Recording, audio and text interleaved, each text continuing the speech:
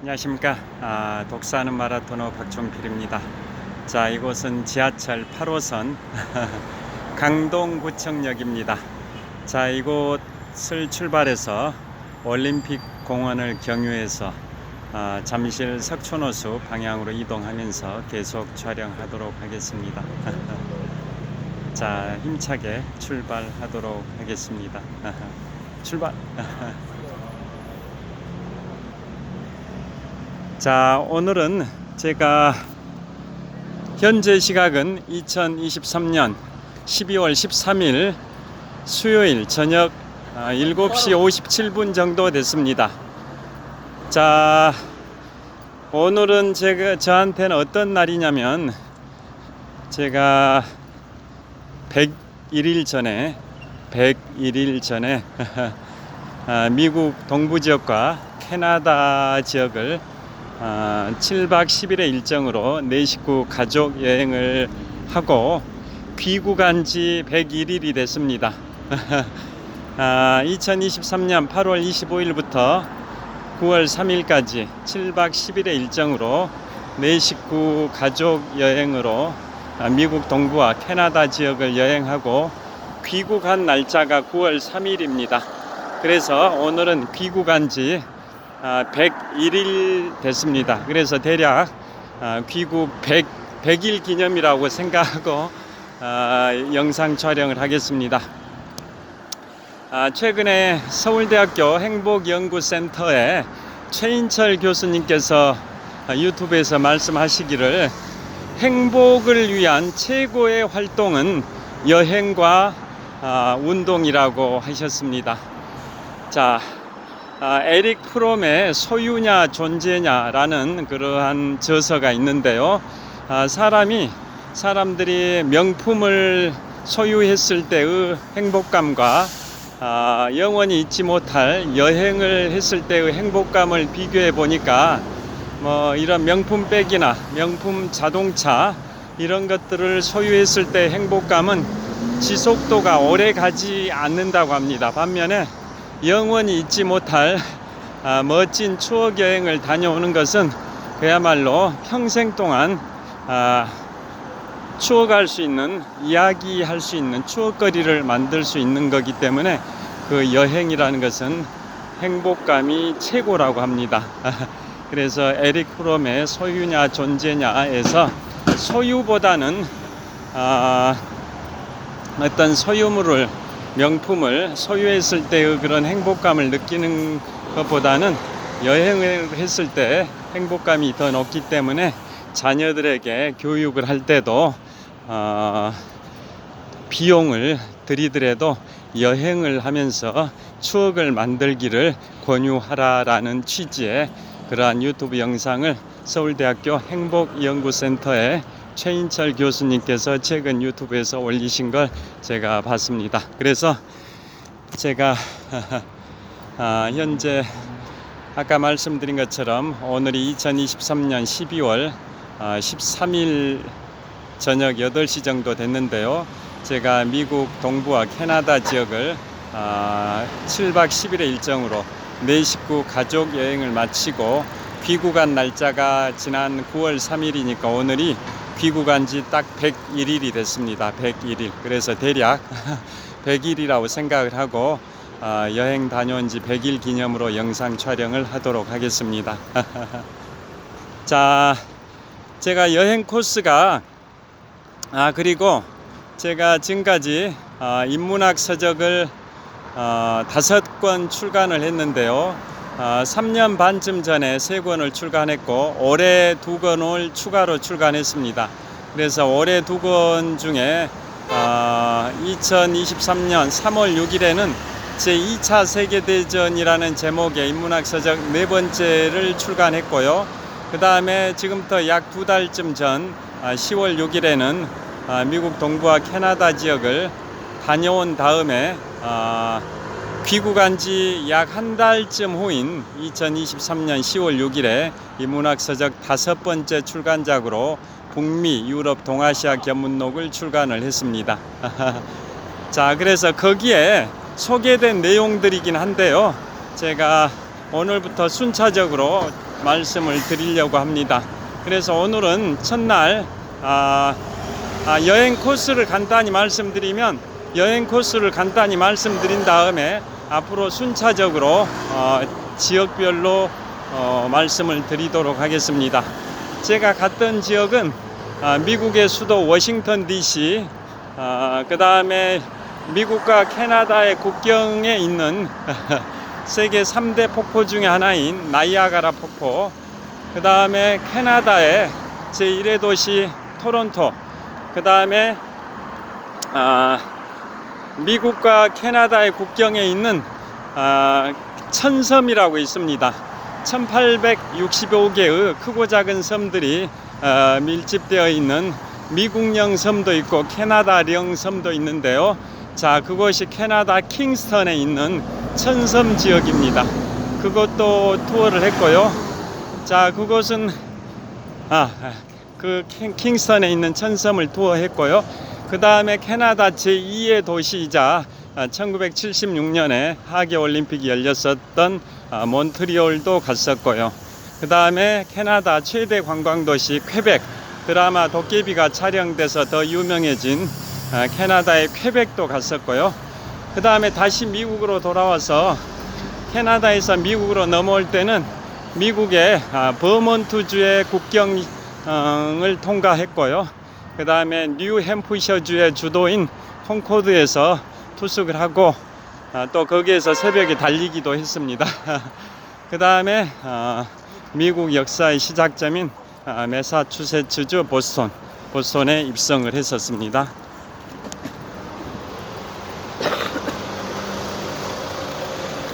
자, 그래가지고 보스턴에서 하버드 대학교 투어, 그 다음에 퀸시 마켓 투어 이런 데를 하고요. 그 다음에 세계 경제의 중심 뉴욕으로 가기 전에 보스턴과 뉴욕 중간 정도 지점에 미국 동부 지역의 최대 규모의 프리미엄 아울렛인 우드버리 프리미엄 아울렛에 갔었습니다. 거기는 220개 정도의 유명 브랜드 매장들이 즐비한 우드버리 프리미엄 아울렛인데요. 보스턴과 뉴욕 사이 정도에 있습니다. 뉴욕 중심 맨해튼에서 그 우드버리 프리미엄 아울렛까지 1시간 반 정도 소요되는 그 고속버스도 운행을 하고 있습니다. 자, 이곳은 서울 아산병원 근처 신호대기를 하고 있습니다. 서울 아산병원 근처 사거리인데요. 자, 서쪽 방향 전방 약 3km 지점에 롯데월드 타워가 보입니다. 123층 555m 높이 기준 세계 5위 규모 OECD 국가 38개 회원국 중에서는 가장 높은 빌딩 롯데월드 타워가 보입니다. 파란불 신호 건너겠습니다. 자, 여하튼 그런 식으로 우드버리 프리미엄 아울렛도 투어를 하고요. 그 다음에 세계 경제의 중심 미국의 뉴욕 맨해튼, 미국의 제1의 도시이자 세계 경제의 중심인 뉴욕에 가서 뉴욕의 한복판에 있는 맨해튼을 투어하는 일정으로 진행이 됐었는데요. 자, 그런 식으로 해서 총 7박 10일의 일정으로 미국 동부와 캐나다 지역을 내 식구가 가족 여행을 간 게 2023년 8월 25일부터 9월 3일까지입니다. 자, 그 여행을 마치고 귀국해서 약 5주 만에 5주 후인 10월 6일에 인문학서적 5번째 작품으로 북미, 유럽, 동아시아 견문록을 출간을 했었습니다. 거기에 나온 내용들을 방금 말씀드린 그 일정 순으로 앞으로 여러 날에 걸쳐서 말씀드릴 텐데요. 오늘은 첫날 갔었던 미국의 수도 워싱턴 DC 관련해서 말씀드리겠습니다. 자, 워싱턴 DC 갈 때는 한국 인천공항에서 출국해서 뉴욕 맨해튼에서 서쪽으로 약 41km 지점에 있는 뉴저지주의 뉴악 공항이라고 있습니다. 뉴욕이 아니라 뉴저지주에 있는 뉴악 공항이 있습니다. 뉴악 공항.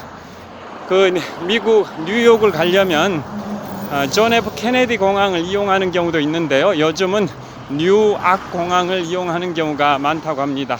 그래서 저희는 뉴욕 맨해튼에서 서쪽으로 약 41km 지점에 있는 뉴저지주의 뉴악 공항에 내려서 그 근처에서 투숙을 하고요. 다음 날 남쪽으로 약 고속버스로 4시간 정도 달려서 미국의 수도 워싱턴 DC에 입성을 했는데요. 가는 길에 어디를 건넜냐면 뉴저지주에서 워싱턴 DC 가는 길에 중간에 델라웨어주에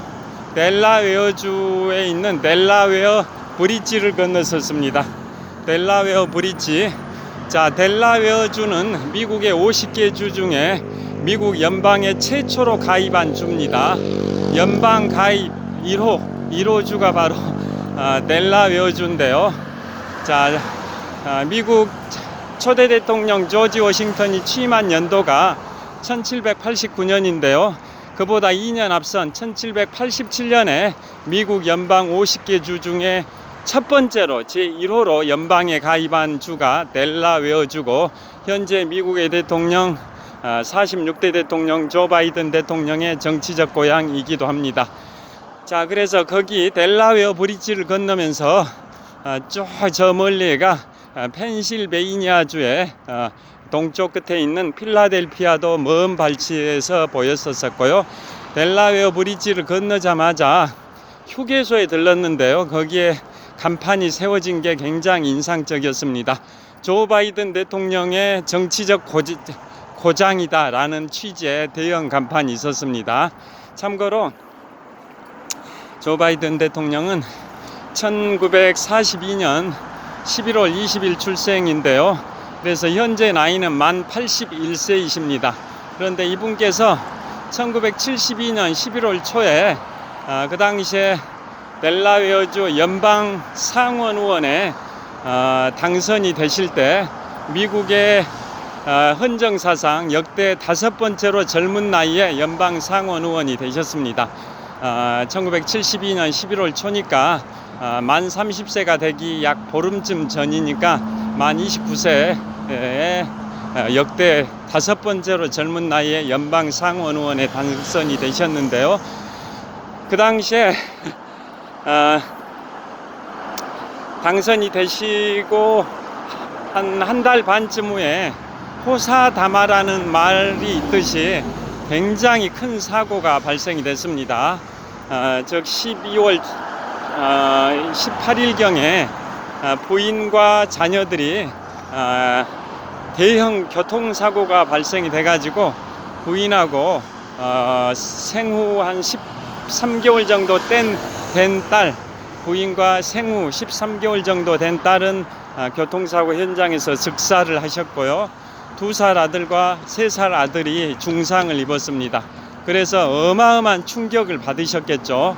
그래서 연방 상원의원 취임도 안 하려고 했었는데 주변 인물들이, 주변 지인들이 고통도 슬픔도 시간이 지나면은 완화된다, 시간이 약이다 라는 취지로 격려, 위로 뭐 이런 말씀을 해 주셔가지고 결국은 2살짜리 3살짜리 아들 둘이 입원해 있는 그 병상에서 연방 상원의원 취임 선서를 했을 정도로 현재 조 바이든 대통령님께서는 그러한 고통을 이기신 경력이 있으십니다.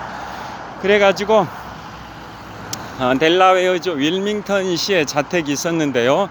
그 2살, 3살짜리 중상을 당한 아들들을 계속 간호 케어하기 위해서 연방 상원의원 워싱턴 DC 연방의회 의사당까지 델라웨어주 윌밍턴에서 열차로 1시간 반 정도를 통근, 왕복 3시간 통근인데요. 그 생활을 무려 36년 동안 하신 겁니다.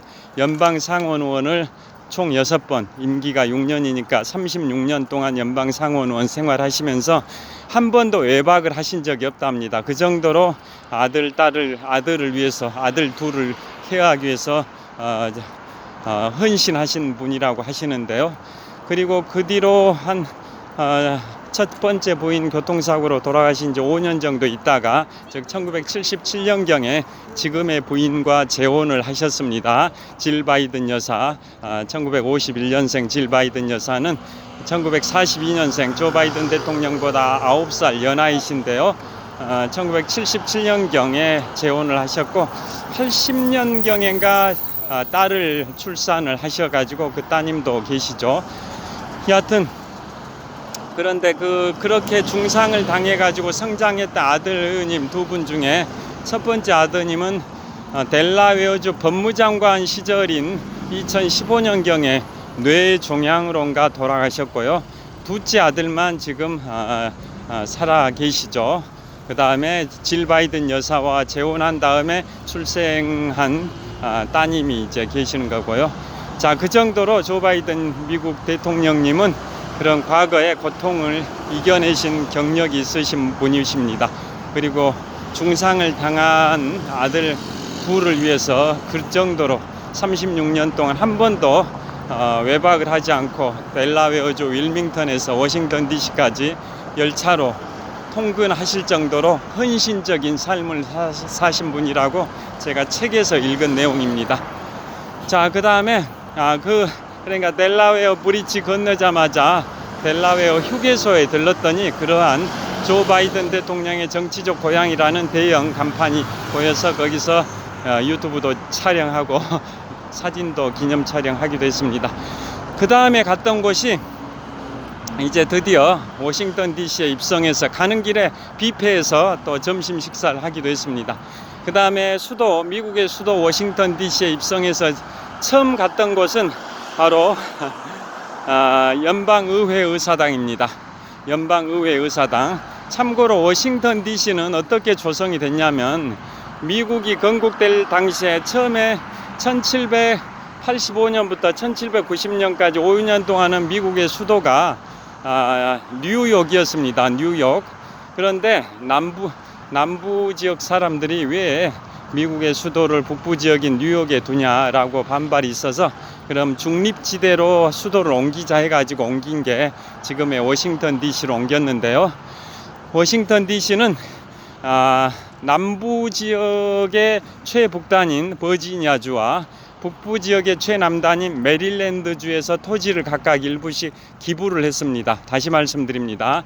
미국 남부 지역의 최북단인 버지니아주와 북부 지역의 최남단인 메릴랜드주가 토지를 각각 얼마씩 기부를 해서 가로 세로 16km씩 가로 세로 16km에 이르는 정사각형 모양의 수도 워싱턴 DC 부지를 조성해서 그곳에 수도를 건설했습니다. 건설한 기간이 1790년부터 1800년까지 10년 동안 미국의 수도를 건설을 했는데요. 그 건설하는 기간 1790년부터 1800년까지 10년 동안은 미국의 수도가 펜실베이니아주의 가장 큰 도시인 필라델피아였습니다. 그러니까 미국의 수도의 변遷 과정이 1785년부터 1785년부터 1790년까지 5년 동안은 뉴욕이 수도였고요. 그 다음에 워싱턴 DC가 건설되던 기간인 10년 동안, 즉 1790년부터 1800년까지 10년 동안은 필라델피아가 미국의 수도였고요. 그 다음에 1801년에 백악관에 입주를 했습니다. 1801년에 그 이후에 이제 미국의 수도가 이제 워싱턴 DC가 된 겁니다. 자, 여기 파란불 신호가 바뀌어서 한번 건너뛰도록 하겠습니다. 뛰어가 보도록 하겠습니다. 왜 여기 파란불 바뀌었는데도 안 건너는 분들도 있는데, 자, 신호가 파란불로 바뀌어서 여기는 올림픽공원 평화의 문 광장 앞에 삼거리입니다. 올림픽공원 평화의 문 광장 앞 삼거리를 뛰어서 건너고 있습니다. 건넜습니다. 자, 평화의 문을 한번 보여드리겠습니다. 자, 삼거리 횡단보도 건넜는데요. 자, 뒤에 보시면 올림픽공원의 정문 역할을 하는 평화의 문 광장의 평화의 문을 촬영을 하고 있습니다. 자, 저기 올림픽공원의 정문 역할을 하는 평화의 문 광장에 우뚝 솟아있는 평화의 문을 촬영하고 있습니다. 화이팅! 자, 계속 이동하겠습니다. 자, 이제 잠실 석촌호수 쪽으로 이동합니다. 자, 그래서 미국의 수도가 그렇게 변천돼 왔는데요. 그래서 1801년부터 미국의 수도가 워싱턴 DC라고 생각하시면 됩니다. 자, 그래서 워싱턴 DC는 갔던 지역이 어디냐면 제일 먼저 연방의회 의사당, 그 다음에 내셔널 몰에 있는 스미스소니언 박물관, 미국 국립자연사 박물관입니다. 미국 국립자연사 박물관, 그 다음에 백악관, 그 다음에 워싱턴 기념탑은 그냥 지나쳤고요. 경유지였습니다. 그 다음에 3대 대통령 토마스 제퍼슨 기념관, 그 다음에 16대 대통령 링컨 기념관, 그 다음에 한국전 참전 용사비, 이 순으로 워싱턴 DC 투어를 했는데요. 제일 먼저 연방의회 의사당을 갔습니다. 자, 그러면 워싱턴 DC에 배치되어 있는 그 건물들의 배치를 대략 말씀드리면, 서쪽에서 동쪽으로 어떤 식으로 건물이 배치됐냐면, 서쪽 끝에 링컨 메모리얼, 즉 링컨 기념관 있고요. 그 바로 동쪽에는 리플렉팅 풀, 반사의 연못이라고 있고요. 그 다음에 또 그 동쪽으로 워싱턴 모뉴먼트, 즉 워싱턴 기념탑이 있고요. 그 동쪽으로 내셔널 몰, 거기는 스미스소니언 재단 소속의 10여 개 박물관들이 밀집되어 있는 내셔널 몰입니다. 그 다음에 그 동쪽으로 바로 연방의회 의사당이 있고요. 그 동쪽으로 연방 대법원이 있습니다. 그러니까 서쪽에서 동쪽으로 건물들이 쭉 배치되어 있는데요. 다시 말씀드리면, 서쪽 끝에 링컨 기념관, 그 동쪽에 리플렉팅 풀, 그 동쪽에 워싱턴 기념탑, 그 동쪽에 내셔널 몰, 그 동쪽에 연방의회 의사당, 그 동쪽에 연방 대법원, 즉 서쪽에서 동쪽으로 그런 순서대로 배치가 되어 있고요. 그 다음에 대략 중심에 있는 워싱턴 모뉴먼트, 즉 워싱턴 기념탑 북쪽에가 바로 백악관이 있습니다. 백악관. 그래서 그 중에 첫 번째 간 곳이 연방의회 의사당인데요. 정말 청명한, 그때 도착했던 현지 시각으로 8월 26일 날이었습니다. 현지 시각으로 2023년 8월 26일 날 늦여름이었는데요. 정말 푸른 하늘에 연방의회 의사당 건물이 너무나도 멋있었었고요. 연방의회 의사당 건물 바로 앞에 연못이 또 하나 있습니다. 연못. 그 연못에서 연방의회 의사당을 배경으로 기념사진 촬영을 했는데 정말 멋지게 잘 나왔습니다. 자, 그리고 연방의회 의사당은, 자, 앞에서 연방의회 의사당을 바라봤을 때, 즉 서쪽에서 동쪽에 있는 연방의회 의사당을 바라봤을 때 그 오른쪽, 즉 남쪽은 연방 하원이고요. 그 왼쪽, 즉 북쪽은 연방 상원 의원입니다. 그래서 연방 하원 건물과 상원 건물, 그러니까 그 연못에서 연방의회 의사당을 바라보는 형태니까 서쪽에서 동쪽을 바라보는 형태였는데요. 그 오른쪽, 즉 남쪽이 연방 하원이고 그 왼쪽, 즉 북쪽이 연방 상원입니다. 참고로 연방 하원 의원은 임기가 2년이고 50개 주에서 인구수에 비례해서 선출을 합니다. 그리고 연방 하원 의원이 되기 위해서 출마할 수 있는 요건은 25세 이상이어야 되고 미국 시민권을 취득한 지 7년 이상이 지나야 합니다. 그리고 임기 2년이라고 말씀드렸고요. 반면에 연방 상원 의원은 임기가 6년입니다. 그리고 출마할 수 있는 요건은, 연방 상원 의원에 출마할 수 있는 요건은 30세 이상이어야 되고 미국 시민권을 취득한 지 9년 이상이 된 자가 출마할 수 있습니다. 그리고 연방 하원 의원은 인구수 50개 주에서 인구수에 비례해서 선출을 하는데 총 435명에다가 수도 워싱턴 DC TO가 3명이어서 총 연방 하원 의원은 438명이고요. 연방 상원 의원은 주마다 2명씩 선출합니다. 주마다 2명씩. 그래서 50개 주니까 연방 상원 의원은 100명입니다. 그 숫자를 합하면 연방 하원 의원 숫자 438명과 연방 상원 의원 숫자 100명을 합하면 총 538명이 되는데요. 그게 바로 내년 11월 달에 있는 미국 대통령 선거 간접 선거 방식의 선거인단 숫자하고 일치합니다. 미국은 대통령 선거 제도가 간접 선거인데요. 그 선거인단 숫자라는 게 538명인데요. 그 숫자가 바로 연방 상원 의원 숫자 100명과 연방 하원 의원 숫자 438명을 합한 총 538명의 숫자하고 일치합니다. 자, 여하튼 연방의회 의사당 앞에서 기념 촬영을 했는데 너무 멋있게 잘 나왔고요. 그 다음에 그 의회 의사당 건물과 그 앞에 있는 연못, 그 연못 사이에가 동상이 하나 세워져 있습니다. 그 동상이 뭐냐? 또 여기 신호가 바뀌었습니다. 자, 송파구청 앞 사거리입니다. 또 띕니다. 송파구청 앞 사거리입니다. 자, 송파구청 앞 사거리를 또 뛰어서 건너고 있습니다. 송파구청 앞 사거리입니다. 서울의 25개 자치구 중에 인구가 가장 많은 자치구가 잠실을 품고 있는 송파구인데요. 송파구청 한번 보여드리겠습니다. 자, 송파구청을 보여드리고 있습니다. 자, 송파구청 건물이고요. 그 너머로 롯데월드 타워도 보입니다.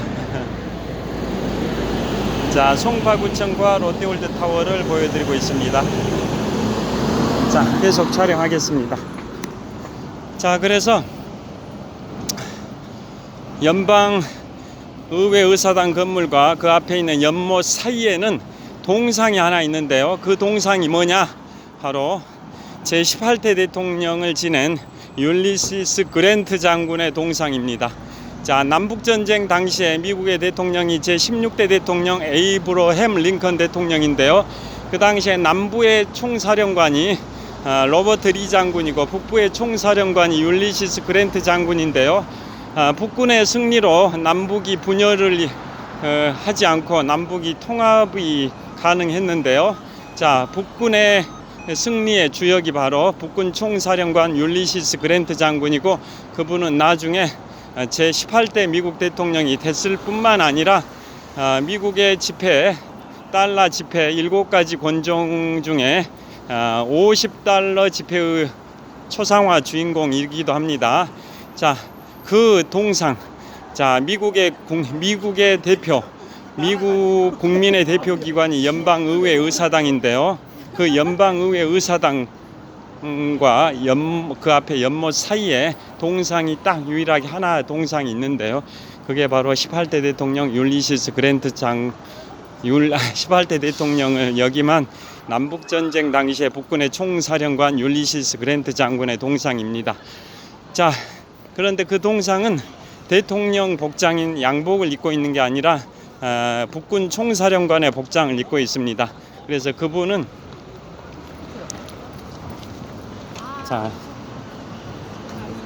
그분은 18대 대통령으로서 거기 동상이 세워진 게 아니라 남북전쟁의 북군의 총사령관으로서 북군의 승리의 주역으로서 그곳에 동상이 세워져 있는 겁니다. 자, 이왕 말씀이 나왔으니까 그 군인의 복장으로 동상이 세워져 있습니다. 자, 이왕 말씀이 나왔으니까 18대 대통령 율리시스 그랜트가 미국의 지폐 7가지 권종 중에 50달러 지폐의 주인공이라고 말씀드렸는데요. 초상화 주인공. 그 권종별로 말씀드리면 1달러 지폐의 초상화 주인공은 초대 대통령 조지 워싱턴, 2달러 지폐의 주인공은 3대 대통령 토마스 제퍼슨, 5달러 지폐의 주인공은 16대 대통령 에이브러햄 링컨, 10달러 지폐의 주인공은 초대 재무장관 알렉산더 해밀턴, 20달러 지폐의 주인공은 제7대 대통령 앤드루 잭슨, 50달러 지폐의 주인공은 18대 대통령 율리시스 그랜트, 100달러 지폐의 초상화 주인공은 바로 벤저민 프랭클린입니다. 독립선언서를 기초했고, 그 다음에 미국의 동부 지역의 명문 8개 사립대 아이비리그 중에 하나인 펜실베니아 대학을 설립했던 벤저민 플랭클린이 $100 지폐의 주인공인데요. 자, 미국의 $100는 우리나라 돈으로 한 약 13만 5천 원 정도 가치가 있는데요. 자, 그 7가지 미국 지폐 권총 주인공 중에 최고 고액권인 $100 지폐의 주인공이 바로 독립선언서를 공동 기초했을 뿐만 아니라 미국 북동부 지역의 명문 8개 사립대 이른바 아이비리그 중에 하나인 펜실베이니아 대학의 설립자가 바로 벤저민 플랭클린이기도 합니다. 자, 여기 롯데월드타워 또 초대형 크리스마스 트리 앞에서 초대형 크리스마스 트리를 보여드리겠습니다. 이 크리스마스 트리 높이가 무려 19m 높이입니다. 크리스마스 트리의 성지라고 인터넷 기사에 최근에 떠서 제가 블로그에 링크를 하기도 했는데요. 자, 크리스마스 트리의 성지입니다. 자, 이거 롯데월드타워 앞에 있는 크리스마스 트리를 보여드리겠습니다. 그러면 상관없는데. 자, 보여드리겠습니다. 자, 크리스마스 트리입니다. 정말 초대형 크리스마스 트리입니다. 자, 롯데월드타워도 보여드리겠습니다. 좀 더 멀리서 한번 잡아보겠습니다. 너무 가까이 잡으니까 사람들 얼굴이 초상권이 침해되니까요. 좀 멀리서 잡아보겠습니다.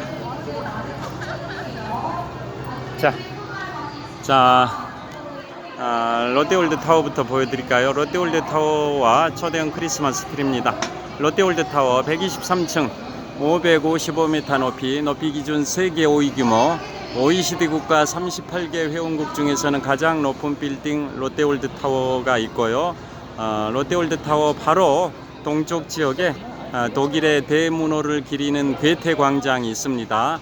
괴테광장 바로 동쪽에 초대형 크리스마스 트리 높이 19m 높이의 초대형 크리스마스 트리가 있고요.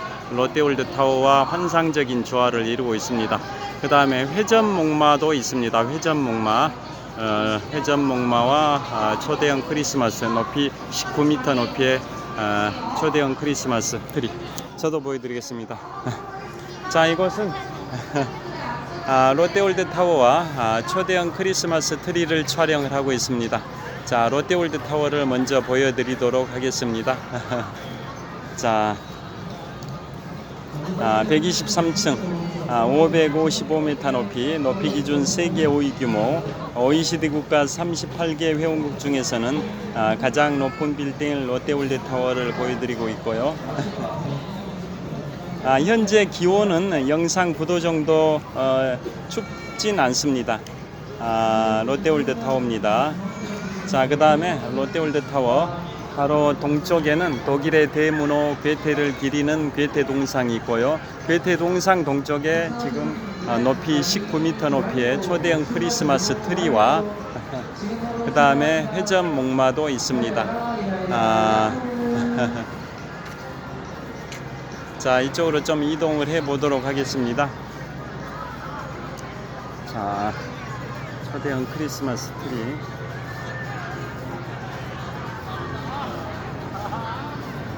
회전목마도 좀 더 가까이에서 한번 잡아보겠습니다.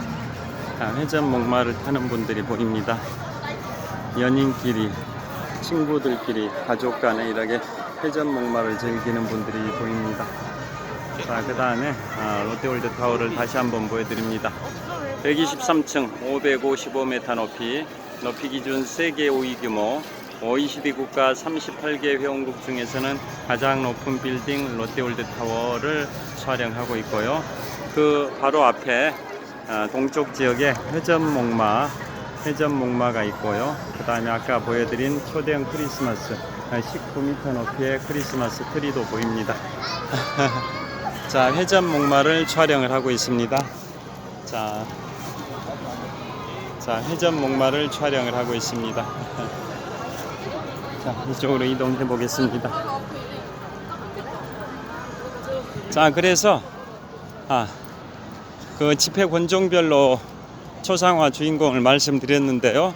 자, 그 $100 지폐 주인공 벤저민 플랭클린 말씀이 나왔으니까 미국 동부 지역의 명문 8개 사립대를 잠깐 말씀드리겠습니다. 미국 북동부 지역, 미국 북동부 지역의 명문 8개 사립대를 이른바 아이비 리그라고 하는데요. 아이비 리그 8개 대학을 알파벳 순으로 소개를 해드리면, 자, 이쪽에서도, 자, 크리스마스 트리가 이쪽에서도 멋있습니다. 이쪽에서도 보여드리겠습니다. 자, 정말 멋집니다. 크리스마스 트리. 자, 크리스마스 트리입니다.